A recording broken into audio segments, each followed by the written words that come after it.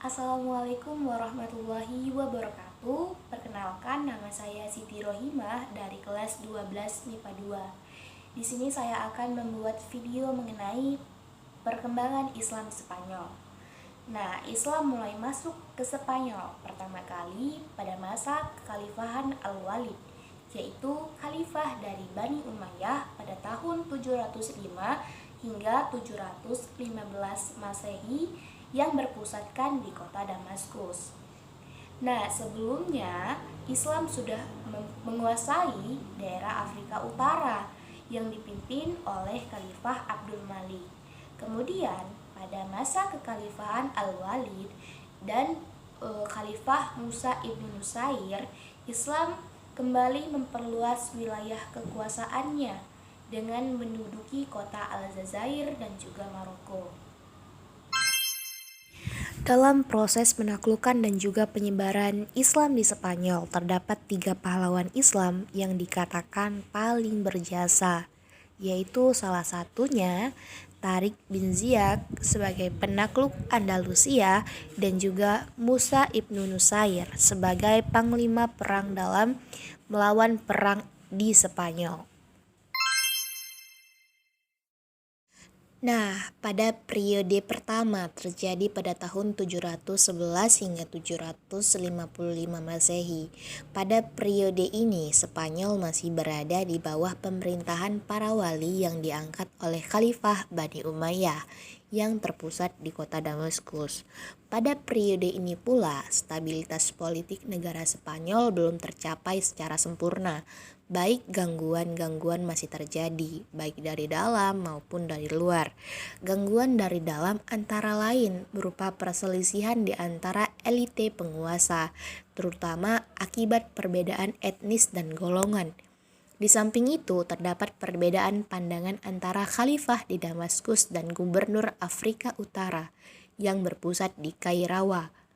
Masing-masing mengaku bahwa merekalah yang paling berhak menguasai daerah Spanyol ini.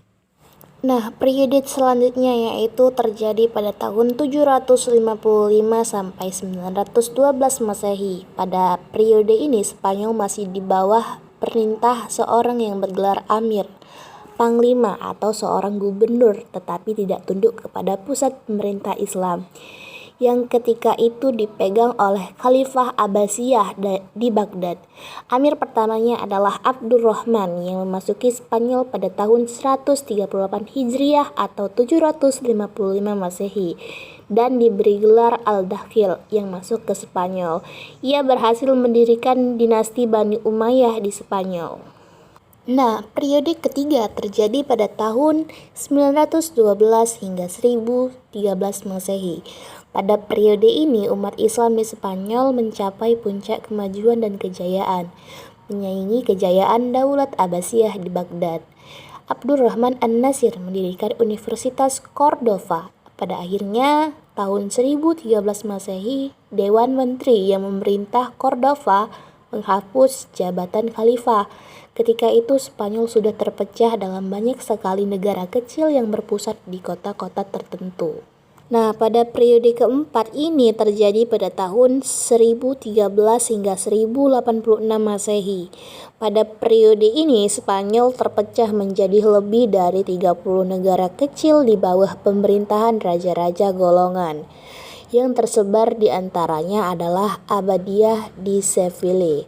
Pada periode ini umat Islam memasuki masa pertikaian inter.